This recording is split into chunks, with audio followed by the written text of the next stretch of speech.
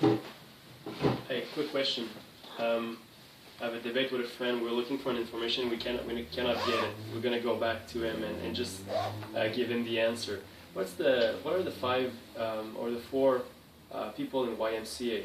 Like we cannot find the last one. There was a what was it? Fireman or policeman? Policeman. Was there a construction worker? Yeah. What about the an Indian or something? A gay guy? Was there a gay guy? You don't know. I've We never seem to know like which one is it. Well, you see that's an opener. Okay. So today I'm going to talk to you about openers. An opener is basically a sentence you're going to say to someone to whether have his opinion or to watch something that you noticed in a situation. So I'm going to talk to you about like the four qualities that an opener has to have to be effective. So what is an opener? What are the qualities it has to have? And what do you do after the opener is done to maintain the conversation with people? So first, as I said, the opener is an opinion opener. You can ask a question, an open question about something to someone you don't know. The other thing you can do is remark something on their body or on their dress, how they're dressing, like an accessory or a dress, and ask the question about that piece of item, so you can have a conversation with it. Okay, the four qualities an opener has to have. First thing, it must not be threatening for the people you open. So they must not be creep about what you're asking.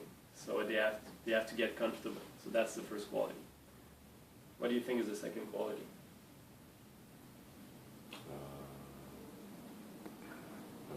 No, no. It has to be a display, a vehicle for displaying your personality. So that's the second one. You have to bring something that have your personality, outgoing, funny, curious, or something. So that brings something to them. Third quality, it has to be a springboard to next conversation. So you don't want to ask a question that can only be answered by yes or no. So based on the answer they're going to give you, you can stir up new conversations. And the last but not least, do you know what it is? So we said it must not be threatening. It must have next conversation, bring your personality forward. What else can it be?